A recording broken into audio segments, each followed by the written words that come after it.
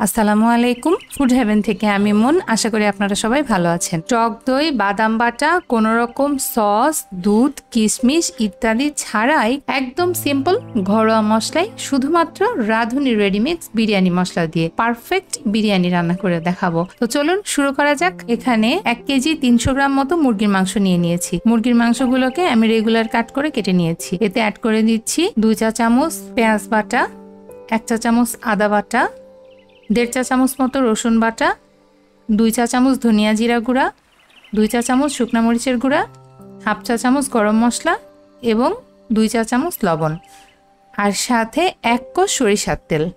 ব্যাস, সামান্য এই মশলাগুলো দিয়ে আমি এখন মাংসগুলোকে খুব ভালোভাবে ম্যারিনেট করে নিব।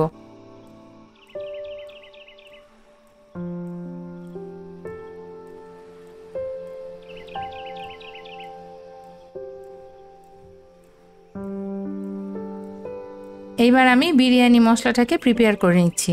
এই দেখুন, বিরিয়ানি মশলার ভিতরেই এলাচ, তেজপাতা এগুলো থাকে, তাই আলাদা করে আমি আর এগুলো ব্যবহার করব না। এই যে কিছুটা পানি দিয়ে এই মশলাটাকে আমি একটু ভালোভাবে মিশিয়ে নিচ্ছি। এবার সরাসরি রান্নায় চলে গেলাম। একটা কড়াইয়ে কিছুটা তেল গরম করে দিয়ে এর মধ্যে পেঁয়াজ কুচি দিয়ে দিচ্ছি। এর ভিতরে ম্যারিনেট করে রাখা মুরগির মাংসটা একটু ভালো করে আমি মুরগির মাংস মাখানো পাত্রটাকে পানি দিয়ে ধুয়ে ওই পানিটা এর মধ্যে অ্যাড করে দিলাম। ব্যাস, মাংসটাকে এবার মিডিয়াম হিটে একটু ভালো করে ঢেকে দিয়ে কষিয়ে নিতে হবে। এই যে মাংসটা থেকে এ পর্যায়ে হালকা করে পানি ছেড়ে দেওয়া শুরু হয়ে যাবে।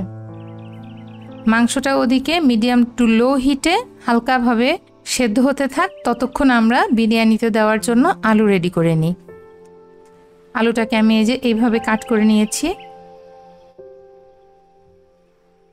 আলুটাকে ভেজে নেব। প্রথমে আলু ভেজে নেওয়ার জন্য একটা প্যানে একটু তেল দিয়ে দিলাম। আলুটা প্রথমে তেলের মধ্যে দিলে এইভাবে তেল ছিটতে থাকে, সেই জন্য প্রথমে তেলের মধ্যে একটু লবণ দিয়ে নিতে হয়, তাহলে আর তেল ছিটবে না। বাকি আলুগুলোকে দিয়ে আমি এখন আলুগুলোকে খুব সুন্দর করে একটু লাল লাল করে ফ্রাই করে নিব। আমি আলুতে সামান্য একটু মরিচের গুঁড়া দিয়েছিলাম। এই যে মোটামুটি এইভাবে ফ্রাই হয়ে গেলে আমি আলুগুলোকে নামিয়ে রাখছি। মিডিয়াম টু লো আছে এই মাংসগুলো থেকে কিন্তু যথেষ্ট পরিমাণ পানি ছেড়ে দিয়েছে। এগুলোকে এবার একটু ভালোভাবে উল্টে পাল্টে নেড়ে এর ভিতরে আমি অ্যাড করে দিচ্ছি ভেজে রাখা আলুগুলোকে। আমি এখন পর্যন্ত মাংসে কিন্তু কোনো এক্সট্রা পানি ব্যবহার করিনি। দিয়ে দিলাম বিরিয়ানির মশলাটা। বিরিয়ানির মশলা রাখা বাটি ধোয়া পানিটা আমি এখানে অ্যাড করে দিচ্ছি। মোটামুটি এই পানিতেই আমাদের মাংস রান্না হয়ে যাবে। এই দেখুন, ঢাকনা দিয়ে খুব সুন্দর করে একটু নেড়েচেড়ে মাংসটাকে প্রিপেয়ার করে নিলাম। মোটামুটি 80 ভাগ মতো সেদ্ধ হয়ে গেলে আমরা মাংসটাকে নামিয়ে রাখবো। মাংসটা প্রায় 80 ভাগ সেদ্ধ হয়ে গেছে। ব্যাস, আমরা এখন চলে যাচ্ছি বিরিয়ানির রাইস রান্না করতে।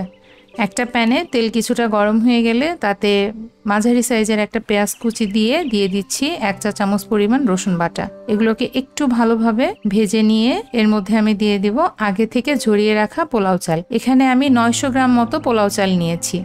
দিয়ে দিচ্ছি চিড়ে রাখা কাঁচামরিচ, 2 চা চামচ লবণ।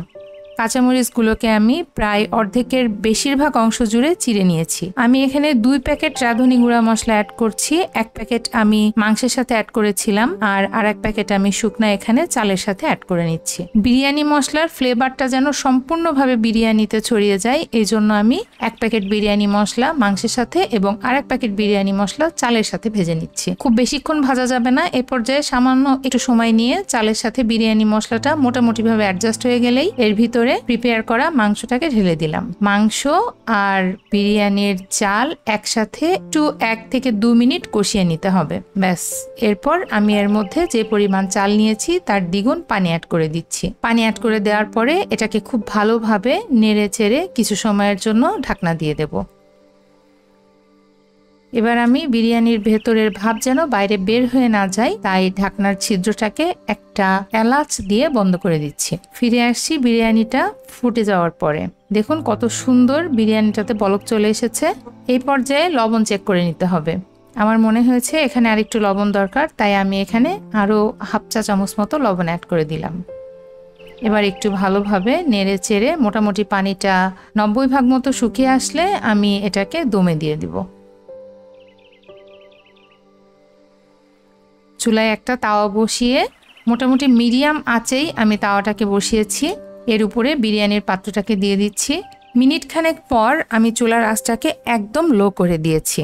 20 মিনিটের জন্য আমি এটাকে দমে রেখেছিলাম। 10 মিনিট পর আমি ঢাকনাটা উঠিয়ে একটু হালকা হাতে নেড়ে দিচ্ছি, যাতে উপরের বিরিয়ানির অংশটা নিচের দিকে এবং নিচের সফট হয়ে যাওয়া অংশটা উপরের দিকে উঠে আসে।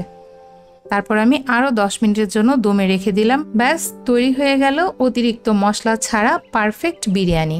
এবার আমি এটাকে পরিবেশন করে নিচ্ছি।